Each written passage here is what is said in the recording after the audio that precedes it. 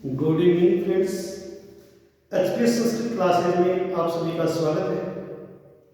जैसा कि पिछली क्लास में हमने विसर्ग संधि पढ़ी है, विसर्ग संधि का जो एक भेद है सप्त विसर्ग संधि, उसका हम अध्ययन कर रहे हैं।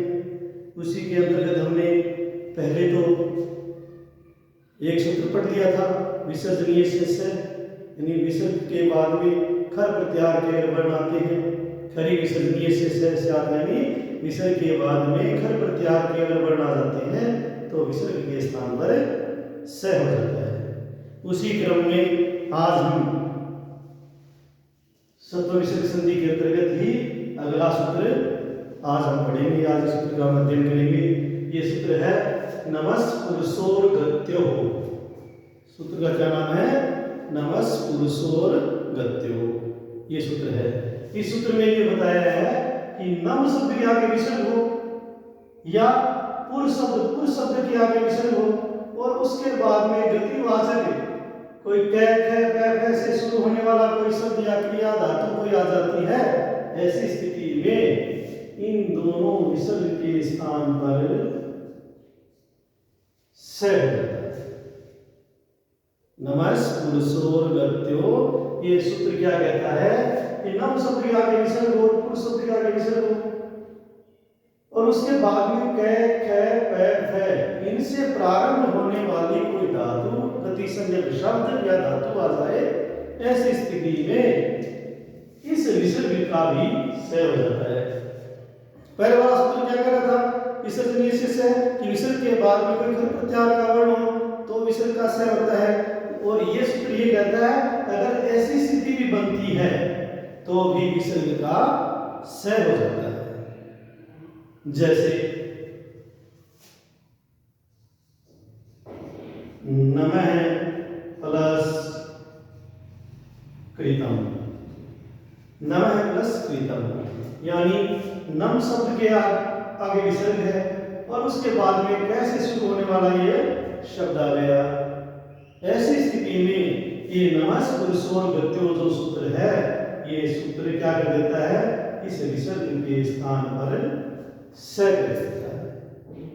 नमस् पुरुषोर गत्यो सूत्र विसर्ग के स्थान पर स कर देता है। नमस्कृतम, ये बन जाता है। उसी प्रकार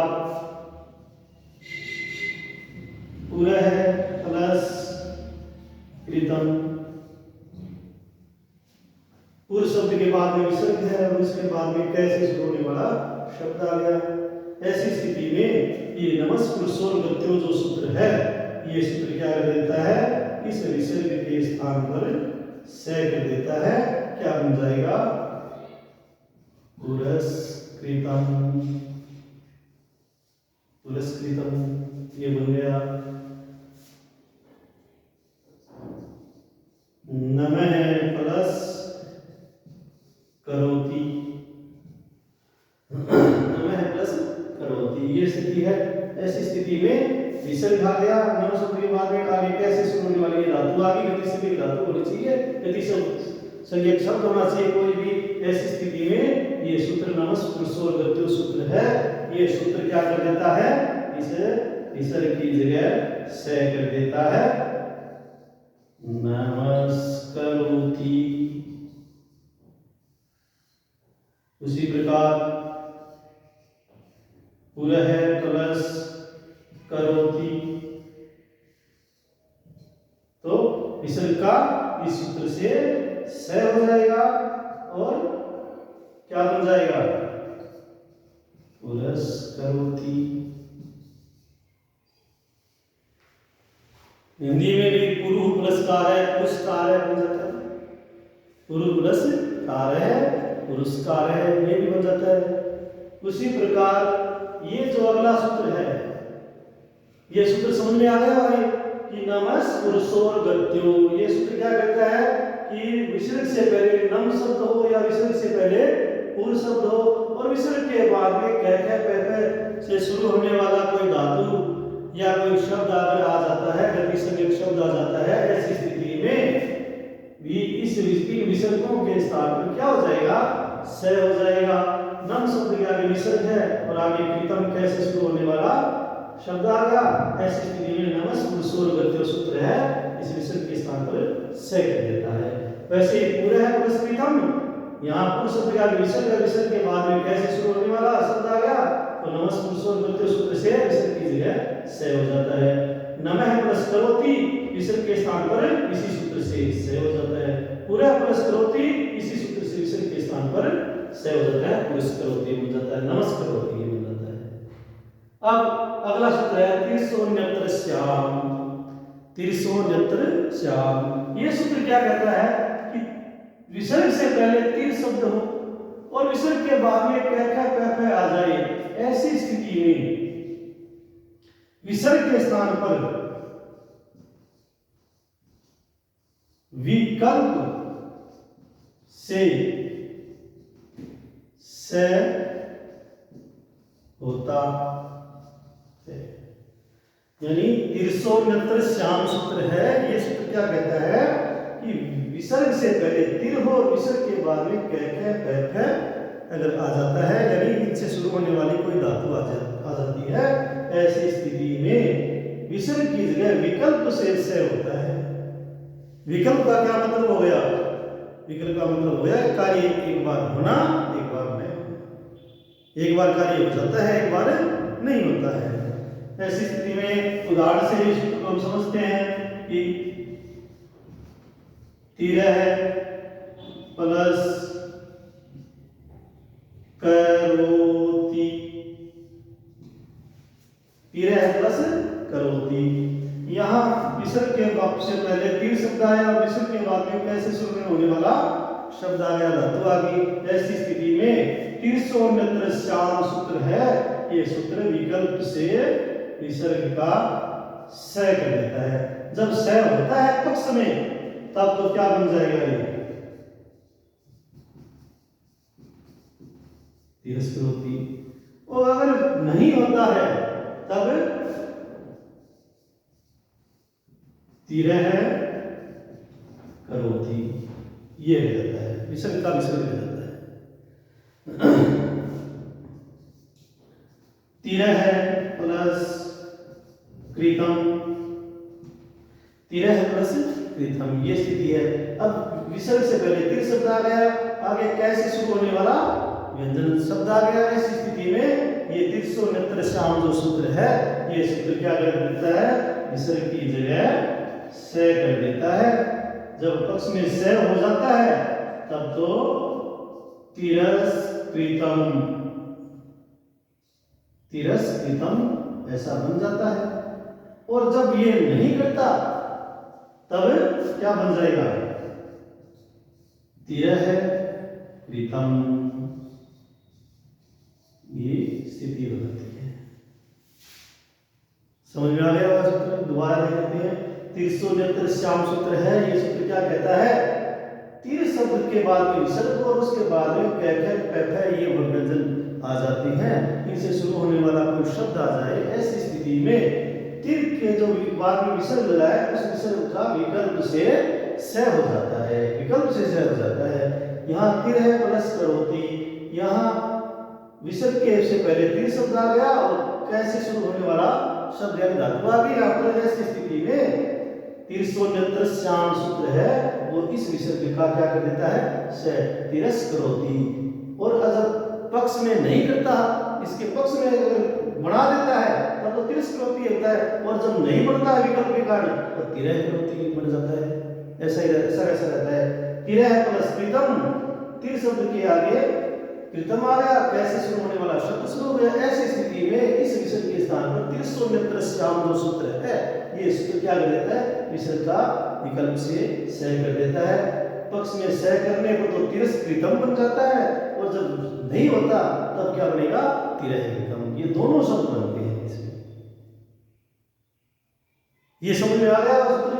ये नमस् पुरुषोर्गत्यो सूत्र क्या कहता है, नम शब्द आगे विसर्ग हो या पुरुष शब्द आगे विसर्ग हो और उसके बाद में क्या आ जाए, ऐसी स्थिति में इन दोनों विसर्गों के स्थान पर से हो जाएगा। नमः प्लस कृतम, तो नमस् पुरुषोर्गत्यो सूत्र से नम से हो गया, या पूरा है प्लस कृतम, इस सूत्र से भी यहाँ पर से हो गया। नमः प्लस करोति, यहाँ पर इसी सूत्र से हो गया। पूरा प्लस करोति, इस सूत्र से यहाँ पर करोति शब्द आने के कारण यहाँ इस सूत्र से विसर्ग का से हो जाता है, पुरस्करोति बन गया। तिरह पुरस्कार है, तिरस्कार है या तिरस्करोति बन गया ये। ठीक है, ऐसी स्थिति में जो विसर्ग का से होता है वो इन सूत्रों से हो जाता है। तो एक तो हमने विसर्जनीय से पढ़ लिया, एक नमस्पुरुषो गत्यो पढ़ दिया, एक तिस्सो नित्यश्याम पढ़ लिया, एक सूत्र और पढ़ेंगे अभी इसी संधि में आगे।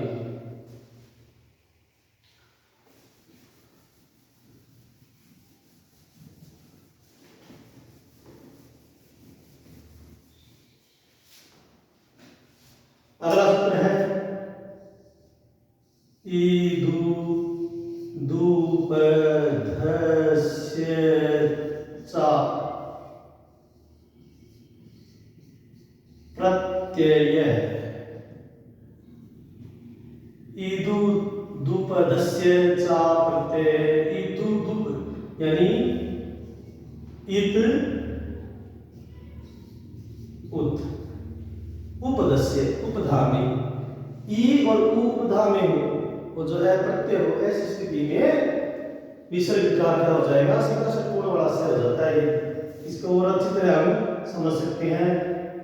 छोटी ई, छोटा प्लस विसर्ग प्लस कै ख प फ, ये स्थिति अगर आती है, यानी विसर्ग से पहले तो छोटी ई या छोटा उ स्वर होना चाहिए, ह्रस्व, ह्रस्व ई ह्रस्व उ आए, और विसर्ग के बाद में क ख प फ इन वर्णों से शुरू होने वाला कोई शब्द आ जाए, ऐसी स्थिति में इस विसर्ग के स्थान पर मूर्धन्य श बन जाता है। सीधा सीधा दंत्य श या तलव्य श नहीं बनता, सीधा सीधा इस सूत्र से क्या बन जाता है, मूर्धन्य श बन जाता है।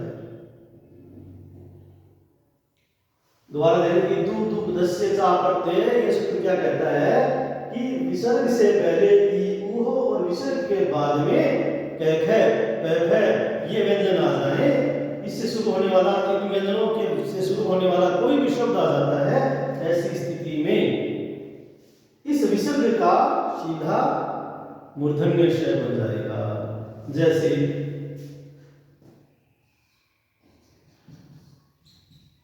आवी प्लस कृतम, ये शब्द है आवी प्लस कृतम, यहां ये विसर्ग आ गया, ये क्या है विसर्ग, और विसर्ग से पहले वह में स्वर कौन सा है, छोटी ई यानी ह्रस्व ई है, और उसके बाद में कैसे शुरू होने वाला कोई शब्द आ गया।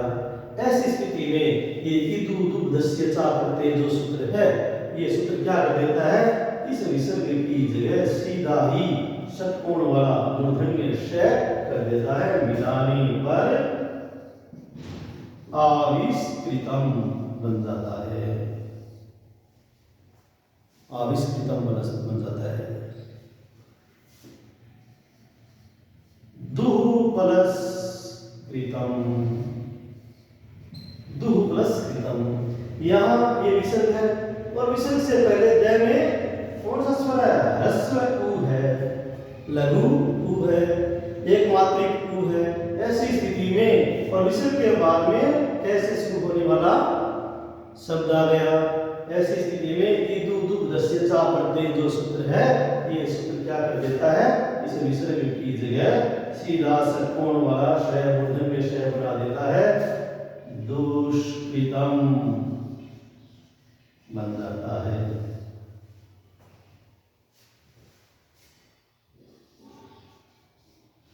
चतुः प्लस पाणी,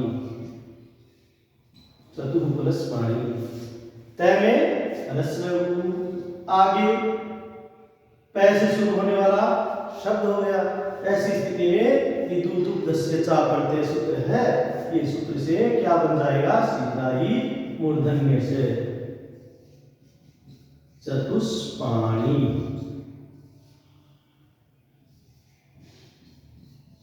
चतुः प्लस फलम, चतुः प्लस फलम, यहाँ इस विसर्ग से पहले ह्रस्व उ आ गया और उसके बाद में पै है बताया नहीं है इन व्यंजनों से शुरू होने वाला कोई इन वर्णों से शुरू होने वाला कोई शब्द आ जाता है तो यहाँ इस विसर्ग की जगह ई दू दू दस्य चा करके जो सूत्र है ये सूत्र क्या कर देगा सीधा ही षटकोण वाला शय बना देता है मिलानी पर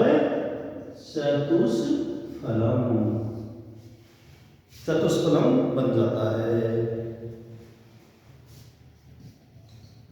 निहि प्लस फलम यहाँ वही स्थिति है कि विसर्ग से पहले न में ह्रस्व ई आया है। कौन सा ई आ गया ह्रस्व ई और आगे पहले से शुरू होने वाला एक शब्द आ गया। ऐसी स्थिति में ई दू दू दस्य चा प्रत्यय सूत्र है ये सूत्र क्या कर देगा मूर्धन्य शय बना देगा। क्या बन गया निष्फलम बन जाता है।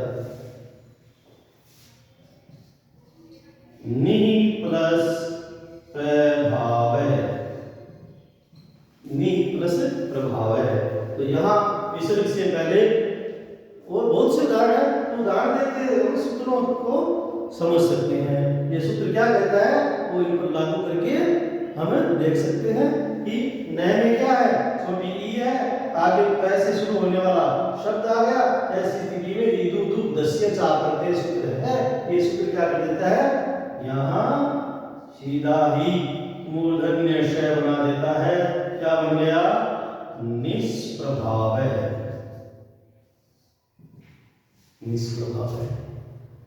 इस प्रकार ये जो सूत्र है ये सूत्र क्या कह रहा है देख लेते हैं एक बार कि ई दू दू दस्य चा प्रत्यय कि विसर्ग से पहले ई आए विसर्ग से पहले उ कौन सा ह्रस्व विसर्ग से पहले ह्रस्व ई हो और ह्रस्व उ हो और विसर्ग के बाद में कै खे पै भै इनसे शुरू होने वाला कोई व्यंजन आ जाए। ऐसी स्थिति में इस विसर्ग के स्थान पर सीधा मूर्धन्य शय हो जाता है। ई दू दू दस्य चा प्रत्यय जो सूत्र है यह सूत्र इसकी व्याख्या हिंदी में ये है कि ई और उ विसर्ग से पहले हो और विसर्ग के बाद में कै खे पै भै आ जाए। ऐसी स्थिति में इस विसर्ग की जगह शय षटकोण वाला शय हो जाता है। तो आवि प्लस प्रीतम विसर्ग से पहले या ह्रस्व ई है वह में इस कारण से आगे कै से शुरू होने वाला शब्द आ गया तो ई दू दू दस्य चा प्रत्यय सूत्र है ये इस विसर्ग की जगह शय कर देता है। दू प्लस प्रीतम विसर्ग से पहले द में ह्रस्व उ है। ऐसी स्थिति में आगे प्रीतम आने के कारण ये जो सूत्र है ये सीधे विसर्ग का मूर्धन्य शय कर देता है। निहि प्लस प्रभाव न में ह्रस्व ई है आगे पै से शुरू होने वाला व्यंजन आ गया पै होता है ना पै से शुरू होने वाला व्यंजन आने के कारण ये जो सूत्र है ये सूत्र यहाँ विसर्ग के स्थान पर सीधा ही मूर्धन्य शय कर देता है। निष्प्रभाव चतुः प्लस पानी विसर्ग से पहले ह्रस्व उ आ गया आगे पै से शुरू होने वाला व्यंजन शब्द आ गया। ऐसी स्थिति में ई दू दस्य चा प्रत्यय जो सूत्र है विसर्ग के स्थान पर शय षटकोण वाला शय कर देता है मूर्धन्य शय कर देता है। चतुः प्लस फलम यहाँ विसर्ग से पहले ह्रस्व उ आ गया और ऐसी स्थिति में और विसर्ग के बाद में भै से शुरू होने वाला शब्द आ गया। ऐसी स्थिति में ई दू दू दस्य चा प्रत्यय सूत्र है ये सूत्र है विसर्ग की जगह मूर्धन्य शय कर देता है चतुष्फलम। वैसे ही निहि प्लस फलम विसर्ग से पहले ह्रस्व ई है और विसर्ग के बाद में भै से शुरू होने वाला व्यंजन आ गया शब्द आ गया। ऐसी स्थिति में ये दू दू दस्य चा प्रत्यय जो सूत्र है ये सूत्र सीधा मूर्धन्य शय कर देता है। बहुत सरल संधि है ये सूत्र अगर हमने अच्छी तरह पढ़ लिया तो ये संधि अच्छी तरह याद हो जाती है। ये नियम याद कर लिया कि विसर्ग से पहले ई उ आए ह्रस्व और विसर्ग के बाद में कै खे पै भै से शुरू होने वाला कोई शब्द आ जाए। ऐसी स्थिति में सीधे ही विसर्ग का मूर्धन्य शय हो जाता है। बहुत सरल संधि है एक बार अगर ध्यान से पढ़ ली तो दोबारा आपको फिर पढ़ने की आवश्यकता नहीं रहेगी। इसलिए अब मुझे आशा है कि आपको ये संधि समझ में आ गई होगी और इसको आप ध्यान से पढ़ें। और मेरी जो क्लास अगर आपको अच्छी लग रही है तो इसे ज़्यादा से ज़्यादा सब्सक्राइब करें और लाइक करें। धन्यवाद।